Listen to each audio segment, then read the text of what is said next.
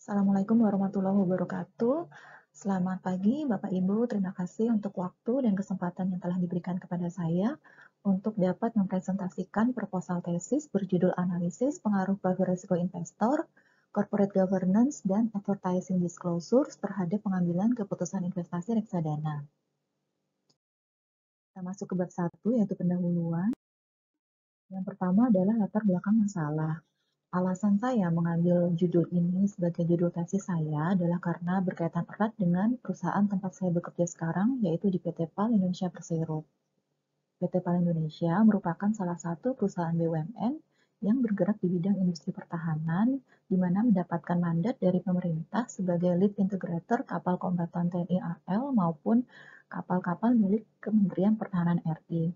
Dalam menjalankan perannya, PT PAL juga bertindak sebagai main defense industry atas mandat dari pemerintah dan sebagian besar proyek-proyeknya dibiayai oleh pemerintah RI, dalam hal ini Kementerian Keuangan RI. Sumber dana proyek-proyek PT PAL berasal dari APBN, kemudian juga berasal dari PDN, pinjaman dalam negeri, dan atau pinjaman luar negeri dari pemerintah RI kepada bank-bank atau lenders di dalam maupun di luar negeri. Untuk termin pembayaran proyek itu sendiri, jangka waktunya cukup panjang, antara 3 sampai dengan 7 tahun, namun karena sumber dananya dari PDN maupun PLN sebagian besar, maka terdapat selisih atau jeda waktu antara penerimaan termin 1 dengan termin berikutnya. Untuk itu diperlukan modal kerja atau bridging loan untuk pembiayaan proyek pemerintah. Salah satu alternatif untuk pembiayaan proyek pemerintah tersebut adalah penerbitan obligasi korporasi. Penerbitan obligasi korporasi ini juga memerlukan strategi pemasaran yang efektif untuk dapat memperoleh potensial investor. Potensial investor di sini tidak hanya berupa investor badan atau lembaga, tapi juga investor individu atau perorangan. Untuk investor badan ataupun lembaga telah dipenuhi strategi pemasarannya oleh sekuritas. Dalam hal ini PT PAL telah menunjuk perusahaan sekuritas yaitu Mandiri Sekuritas, Bahana Sekuritas maupun BRI Dana Reksa Sekuritas. Sedangkan untuk investor individu dan perorangan, inilah yang akan saya coba teliti.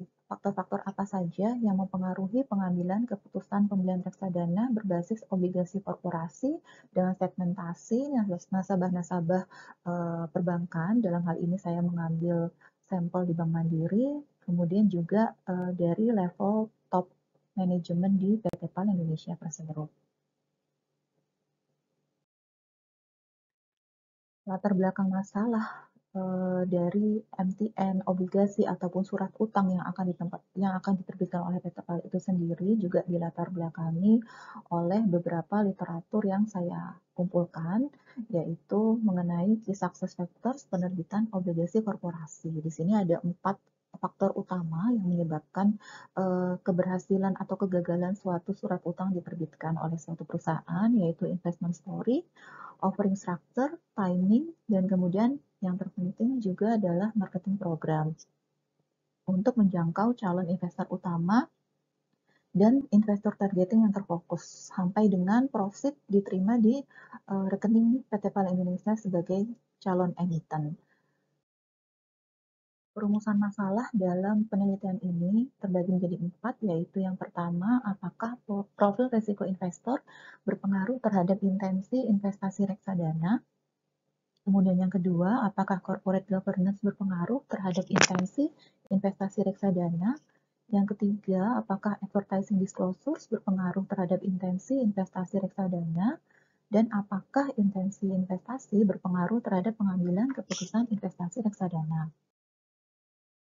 Tujuan penelitian ini yaitu yang pertama untuk menguji pengaruh profil risiko investor terhadap intensi investasi, yang kedua untuk menguji pengaruh corporate governance terhadap intensi investasi, yang ketiga untuk menguji pengaruh advertising disclosure terhadap intensi investasi, dan yang keempat untuk menguji pengaruh intensi investasi mampu memediasi profil risiko investor, corporate governance, dan advertising disclosures terhadap pengambilan keputusan investor dalam berinvestasi reksadana.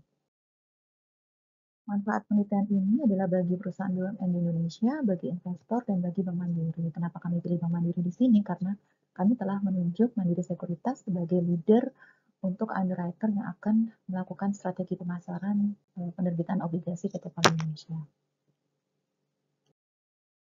Sistematika penulisan proposalnya di sini yaitu pendahuluan di bab 1, tinjauan pustaka di bab 2, dan metodologi penelitian di bab 3.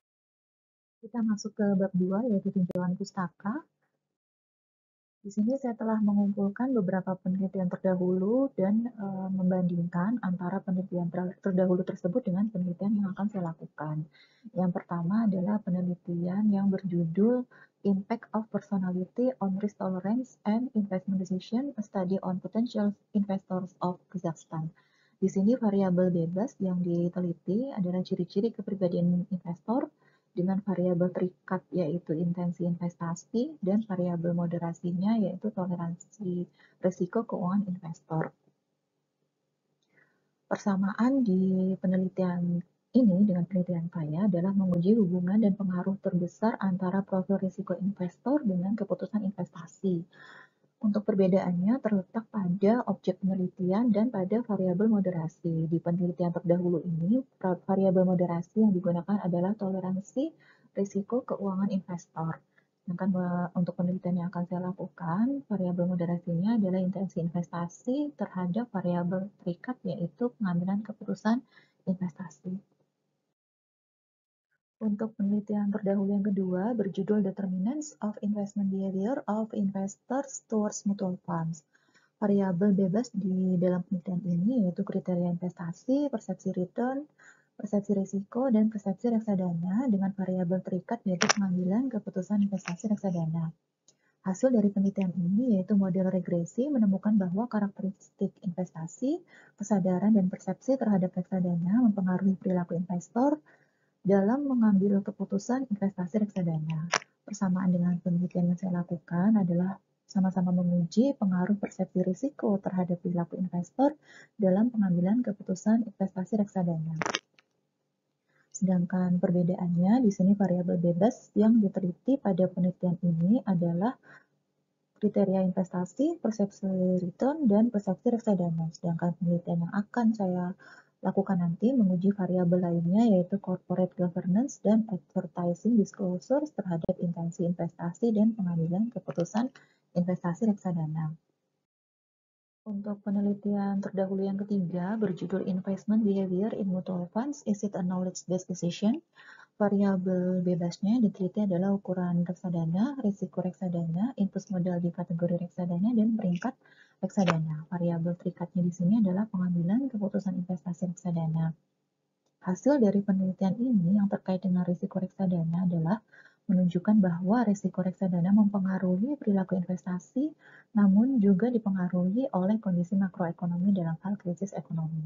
Bersamaan dengan penelitian yang akan saya lakukan adalah sama-sama menguji pengaruh risiko reksadana terhadap pengambilan keputusan investasi reksadana. Sedangkan untuk perbedaannya di penelitian terdahulu ini tidak terbatas hanya pada risiko reksadana saja yang mempengaruhi pengambilan keputusan investor, tapi juga meneliti tentang ukuran dan peringkat reksadana serta pengaruhnya terhadap pengambilan keputusan investor dalam berinvestasi reksadana. Nah, untuk penelitian terdahulu yang keempat, di sini menguji variabel bebas kedua yang akan saya lakukan penelitian, yaitu mengenai corporate governance. Penelitian terdahulu ini berjudul Corporate Governance that Influences an Investment Intention in the Asian Stock Thai Listed Companies, Marketing Application for Brokerage Firms. Jadi di sini tujuan penelitiannya adalah untuk mengetahui seberapa besar corporate governance mempengaruhi niat investor untuk berinvestasi pada instrumen investasi yang diterbitkan perusahaan tersebut. Variabel bebasnya di sini adalah kualifikasi dari Board of Director, kemudian kompetensi manajemen, corporate disclosures, dan kualitas pendapatan. Sedangkan untuk variabel terikatnya intensi investasi dalam pengambilan keputusan investasi. Di sini hasil dari penelitiannya menunjukkan bahwa fundamental corporate governance secara signifikan mempengaruhi persepsi investor terhadap persepsi perusahaan kualitas laba dan bahwa kualitas laba yang dirasakan memiliki pengaruh positif yang signifikan mempengaruhi niat investor untuk menanamkan modalnya di perusahaan. Persamaannya di sini adalah sama-sama menguji korelasi dan regresi antara corporate governance dengan intensi investasi para investor. Untuk perbedaannya di sini adalah objek yang diteliti sebanyak 1.410 investor di mana mencakup pilihan instrumen pasar modal yang lebih luas. Sedangkan pada penelitian yang akan saya lakukan, instrumen investasi terbatas pada reksadana berbasis obligasi korporasi. Untuk yang kelima, masih terkait dengan corporate governance, berjudul Corporate Governance Mechanism and the Ratings of Islamic and Conventional Mutual Funds, Evidence from Pakistan. Variabel bebasnya di sini adalah ukuran dewan, kemudian independensi dewan, dualitas CEO, keberagaman gender dewan, kepemilikan direktur, kepemilikan institusional, kualitas corporate governance secara keseluruhan, dengan variabel terikat yaitu peringkat reksadana syariah dan konvensional. Persamaannya adalah corporate governance merupakan variabel bebas yang diuji pengaruhnya terhadap variabel terikat, yaitu pengambilan keputusan investasi yang juga dipengaruhi oleh peringkat reksadana itu sendiri, baik syariah maupun konvensional.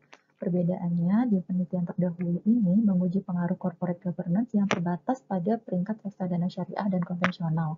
Sedangkan pada penelitian yang akan saya lakukan, tujuan menguji corporate governance adalah terhadap intensi investasi dan pengambilan keputusan investasi reksadana. Untuk yang keenam, penelitian terdahulu yang keenam ini untuk menguji variabel bebas ketiga di penelitian saya, yaitu terkait dengan advertising. Judul penelitian terdahulu ini yaitu Does Advertising Really Work? The Direct Stimulating and Attention Grabbing Effects of Advertising on Investor Behavior. Tujuannya adalah untuk menguji efek langsung dan tidak langsung dari advertising pada perilaku investor. Variabel bebasnya advertising expenditures, variabel terikatnya perilaku investor, dan variabel moderasinya yaitu investor attention. Persamaannya adalah menguji korelasi dan regresi antara advertising dengan investor attention, dan perbedaannya variabel yang digunakan di penelitian ini secara khusus menguji pengaruh advertising disclosure terhadap investor attention, sedangkan pada penelitian yang akan saya lakukan terdapat dua variabel bebas lainnya yang diukur pengaruhnya terhadap intensi investasi investor, yaitu resiko dari investor maupun corporate governance, bagaimana saya sampaikan sebelumnya. Kemudian untuk penelitian terdahulu yang ketujuh juga masih terkait dengan advertising. Di sini penelitiannya berjudul Effect of Mutual Fund Advertising Disclosures on Investor Information Processing and Decision Making. Variabel bebasnya tujuan investasi, pernyataan legenda, estimasi risiko pengembalian, informasi terkait harga dalam iklan, dan variabel terikatnya adalah perilaku investor. Hasil penelitian di penelitian ini menunjukkan bahwa advertising disclosures efektif dalam meningkatkan persepsi konsumen tentang iklan yang bertanggung jawab atas produk reksadana, menghasilkan tingkat persepsi risiko yang lebih tinggi, dan menghasilkan lebih banyak pikiran positif terhadap perusahaan dan produk reksadana. Persamanya adalah menguji seberapa kuat korelasi dan regresi antara advertising disclosures dengan perilaku investor yang pada akhirnya berimplikasi pada keputusan investor dalam berinvestasi reksadana. Perbedaannya terdapat pada dua variabel bebas lainnya, yaitu profil risiko investor dan corporate governance yang diuji pengaruhnya terhadap intensi investasi dan pengambilan keputusan investasi. Nah, penelitian yang ke-8 di sini masih berkaitan dengan advertising, yaitu influence of investor sentiment and its antecedent on investment decision making using partially square technique. Di sini ada faktor media di variabel bebas selain tiga indikator lainnya, yaitu herding behavior, rekomendasi advokat, dan interaksi sosial. Variabel terikatnya sama, yaitu pengambilan keputusan investasi. Hasilnya menunjukkan bahwa keempat faktor ataupun variabel bebas di sini secara signifikan dan positif mempengaruhi sentimen investor. Persamaannya, faktor media sebagai salah satu variabel yang diuji dalam penelitian terdahulu ini merupakan salah satu sarana advertising reksadana, di mana merupakan salah satu variabel yang akan diuji tingkat korelasi dan regresinya terhadap pengambilan keputusan investasi. Untuk perbedaannya, variabel bebas di dalam penelitian ini tidak hanya mencakup faktor media, tetapi ada tiga variabel bebas lainnya, seperti herding behavior, rekomendasi advokat, dan interaksi sosial. Sedangkan untuk penelitian saya nanti memfokuskan kepada advertising disclosure yang salah satunya dipengaruhi oleh faktor media. Landasan teori di dalam penelitian saya ini yaitu nantinya akan menjelaskan lebih detail mengenai profil risiko investor, corporate governance, dan periklanan. Kemudian mengenai keputusan investasi dan mengenai reksadana secara lebih detail berdasarkan bentuknya, berdasarkan sifatnya, berdasarkan portofolio investasi, maupun berdasarkan tujuan dari investasi itu sendiri. Untuk hubungan antar variabel di sini, yang pertama adalah pengaruh profil risiko investor terhadap intensi investasi. Kemudian yang kedua, pengaruh corporate governance terhadap intensi investasi. Yang ketiga, pengaruh advertising disclosure terhadap intensi investasi. Dan yang keempat, pengaruh intensi investasi terhadap pengambilan keputusan reksadana. Kemudian untuk kerangka pemikiran dapat digambarkan seperti ini. Untuk variabel bebas terdiri dari 3 variabel, yaitu profil risiko investor, corporate governance, dan advertising disclosures. Kemudian variabel terikatnya di sini adalah pengambilan keputusan investasi reksadana dengan variabel mediasi yaitu intensi investasi. Hipotesis penelitiannya yang pertama adalah profil risiko investor berpengaruh signifikan terhadap intensi investasi. Kemudian yang kedua adalah profil risiko investor berpengaruh signifikan terhadap pengambilan keputusan investasi reksadana. Yang ketiga, corporate governance berpengaruh signifikan terhadap intensi investasi. Yang keempat, corporate governance berpengaruh signifikan terhadap pengambilan keputusan investasi reksadana. Yang kelima, advertising disclosures berpengaruh signifikan terhadap intensi investasi. Yang keenam, advertising disclosure berpengaruh signifikan terhadap pengambilan keputusan investasi reksadana. Yang terakhir atau H7 di sini adalah intensi investasi, apakah mampu memediasi pengaruh profil risiko, corporate governance, dan advertising disclosures terhadap pengambilan keputusan investasi reksadana. Kita masuk ke bab 3 metode penelitian. Rancangan penelitiannya di sini, jenis analisis yang digunakan adalah kuantitatif, sumber data adalah data primer, metode penelitiannya adalah teknik angket ataupun kuesioner, dan desain penelitiannya adalah penelitian uji hipotesis.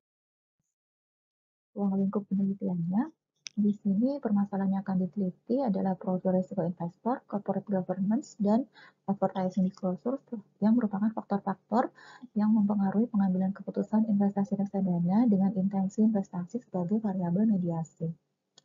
Untuk objek penelitian atau responden di sini adalah pegawai PT PAL Indonesia Persero untuk level middle up, kemudian nasabah Bank Mandiri cabang Surabaya PT PAL dan area Surabaya Niaga yang terdiri dari nasabah prioritas maupun nasabah reguler. Untuk identifikasi variabel di sini, variabel bebasnya X1-nya profil risiko investor, X2 corporate governance, X3 advertising disclosures. Untuk variabel terikatnya yaitu pengambilan keputusan investasi reksadana, variabel mediasinya adalah intensi investasi. Definisi operasional dan pengukuran variabel di sini untuk X1 profil risiko investor terdiri dari risk aversion dan risk capacity. Untuk corporate governance di sini terdiri dari indikator yaitu kualifikasi dewan, kompetensi manajemen, pengungkapan perusahaan, dan pendapatan perusahaan.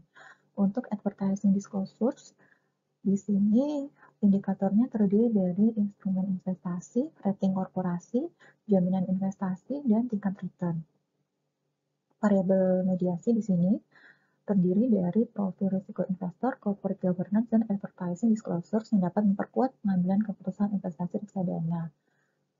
Sedangkan untuk pengambilan keputusan investasi reksadana di sini menunjukkan pengambilan keputusan investasi reksadana yang meliputi reksadana pasar uang, kemudian reksadana pendapatan tetap, reksadana saham, dan reksadana campuran. Populasi dan teknik pengambilan sampel. Di sini populasinya adalah pegawai PT PAL Indonesia Persero yang berjumlah 1.543 orang dan nasabah Bank Mandiri cabang Surabaya PT PAL berjumlah 3.048 orang. Teknik pengambilan sampelnya di sini menggunakan non-probability sampling, yaitu stratified random sampling yang terdiri dari kepala divisi, kepala departemen, dan perwakilan kepala biro dan staf PT PAL Indonesia yang berpotensi menjadi investor dari penerbitan obligasi korporasi PT PAL yang secara stratified random sampling berjumlah 168 orang dari 21 divisi yang ada.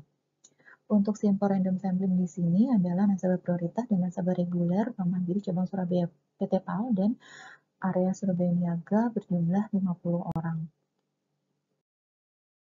Untuk instrumen penelitian, dalam penelitian saya ini menggunakan kuesioner dengan skala Likert untuk mengukur seberapa besar hubungan dan pengaruh masing-masing variabel bebas, yaitu X1, X2, X3 terhadap variabel Y dengan variabel Z sebagai variabel mediasi. Kemudian untuk uji validitas dan reliabilitas di sini menggunakan SPSS untuk mengukur tingkat validitas item pertanyaan dalam kuesioner dan untuk menguji kehandalan serta konsistensi hasil atas penggunaan instrumen penelitian.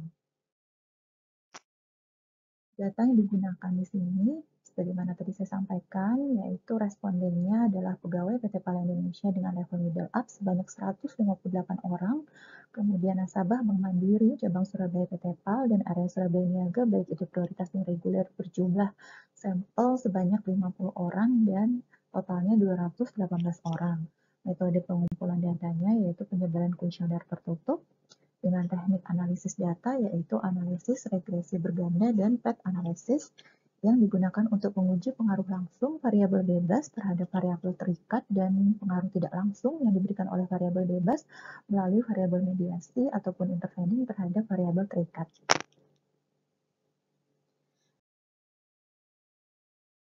Demikian presentasi proposal tesis yang dapat saya sampaikan. Kurang lebihnya saya mohon maaf dan mohon masukan dari Bapak Ibu semua. Terima kasih. Assalamualaikum warahmatullahi wabarakatuh.